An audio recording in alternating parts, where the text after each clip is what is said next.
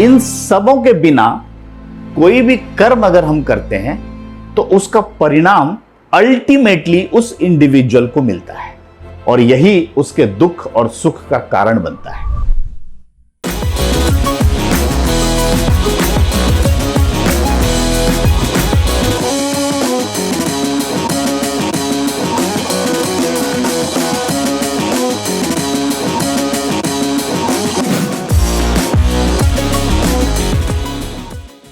आज के जो युवा वर्ग हैं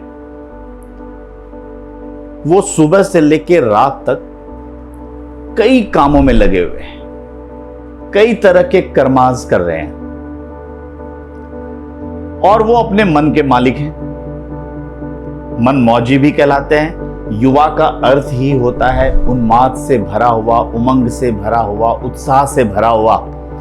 लेकिन इस उमंग और उत्साह भरी जिंदगी में एक विशेष पहलू होता है जो शायद युवाओं को ट्रेनिंग ही नहीं मिलती उस चीजों की, और वो है धैर्य, वो है धारणा शक्ति, वो है वैचारिक शक्ति, वो है बौद्धिक शक्ति।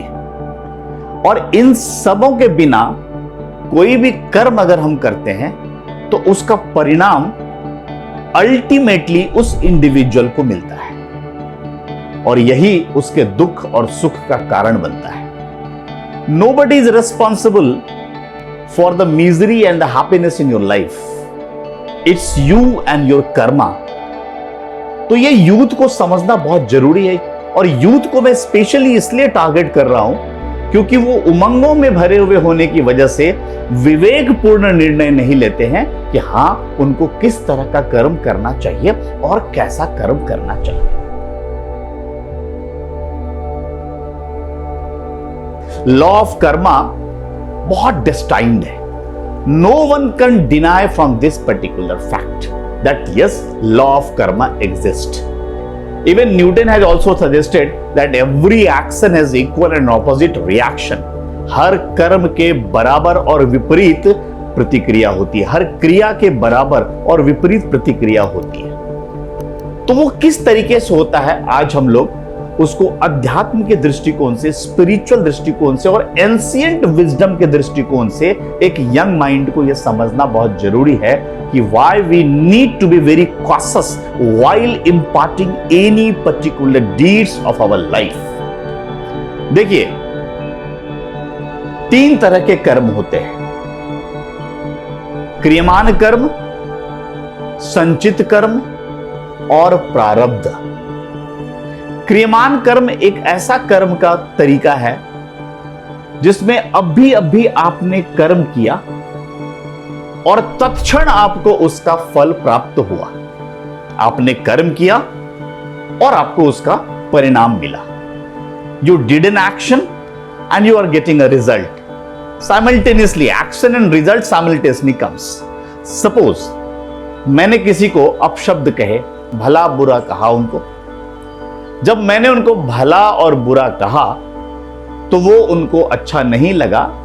मेरे भला और बुरा कहने का एक कर्म संपादित हुआ मेरे द्वारा और उसका परिणाम उसने क्या दिया कि उसने मुझे भी उल्टा सीधा कह दिया या मेरे ऊपर उसने आक्रमण कर दिया, मेरे ऊपर उसने प्रहार कर दिया। So action was conducted by me and the result was also received by me. This is what the karma, and the karma signifies the क्रियमान कर्म। आपने कर्म किया और उसी समय उसी क्षण आपको उसका फल मिल गया। दूसरे तरह का कर्म होता है संचित कर्म, यानी आज आप किसी कर्म को कर रहे हैं, उसका परिणाम कुछ अवधि के बाद, कुछ समय के बाद, कुछ टाइम इंटरवल के बाद आपको मिलेगा। जैसे कोई एक स्टूडेंट है, वो अपनी कॉलेज के एग्जामिनेशन की पढ़ाई, यूनिवर्सिटी के एग्जामिनेशन की पढ़ाई, बोर्ड एग्जामिनेशन की पढ़ाई कर रहे हैं and they have to invest 5 or 6 months in their whole preparation. अब उस प्रिपरेशन के दरमियान उन्होंने 5-6 महीने का समय लगाया। आज से प्रिपरेशन स्टार्ट किया, 5-6 महीने तक प्रिपरेशन करेंगे, लेकिन उसका रिजल्ट उनको तुरंत नहीं मिला। उन्होंने एग्जाम दिया, एग्जामिनेशन के बाद आंसर शीट की इवैल्यूएशन हुई, आंसर शीट्स की इवैल्यूएशन के बाद उनको कुछ ना कुछ मार्क्स अलॉट हुए, उनके रिजल्ट अनाउंस हुए।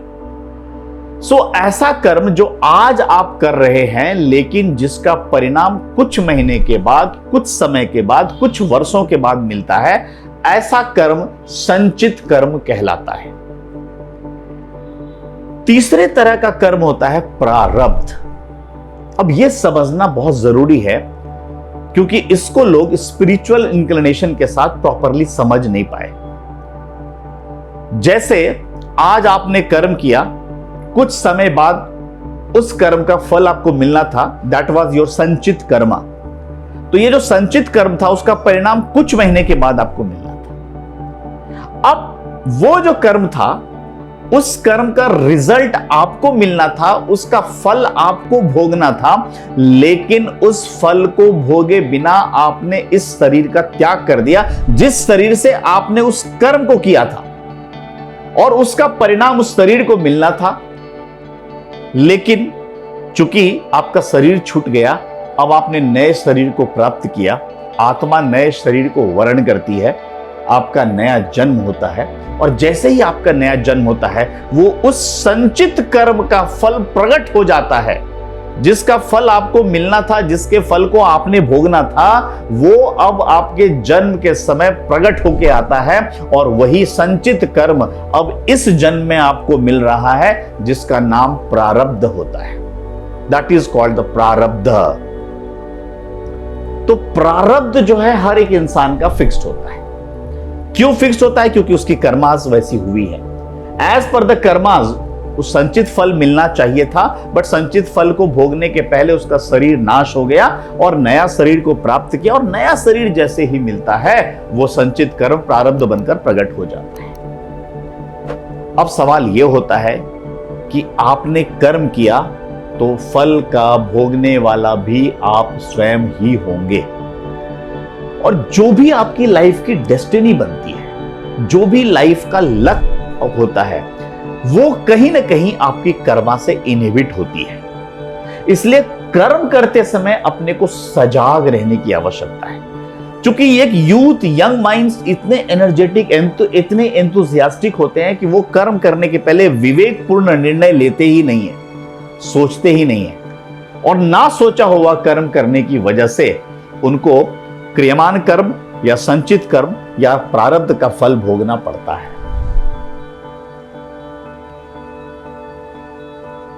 अब जैसे मानिए कर्म का फल किस अनुपात में मिलता है, किस रेशियो में मिलता है, किस प्रोपोर्शन में मिलता है, जरा हम ये समझने की कोशिश करें।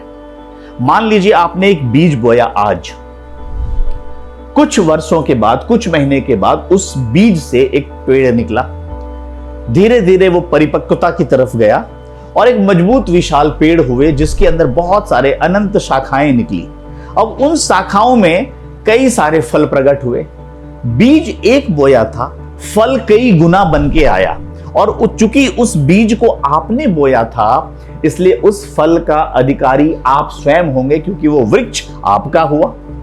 उसी तरह से कर्म रूपी बीज हमने एक बोया, और अगर वो कर्म गलत था, शास्त्रोचित नहीं था, शास्त्र में जिस कर्म को अच्छा कहा गया, जिस कर्म को बुरा कहा गया, अगर उस विवेक के दृष्टिकोण से हमने कर्म को संपादित नहीं किया, कर्म नहीं किया, तो मेरे young minds, make it clear in your mind that yes, you will get the result of those bad karmas, and the result will be reciprocated in a different form, and in a multiplied form, in an exponential form you will get the result of those karmas।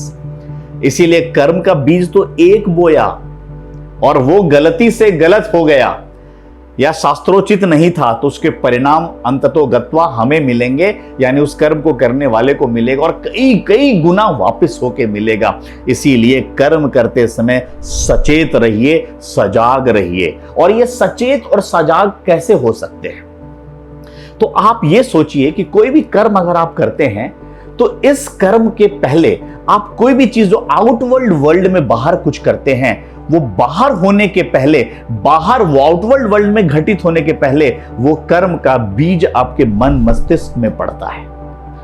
अब देखिए, यहां कर्म करने के पहले मन का शुद्ध होना जरूरी है, और मन शुद्ध होगा तब जब आप कहीं ना कहीं आपका इंटेंट बहुत क्लियर है।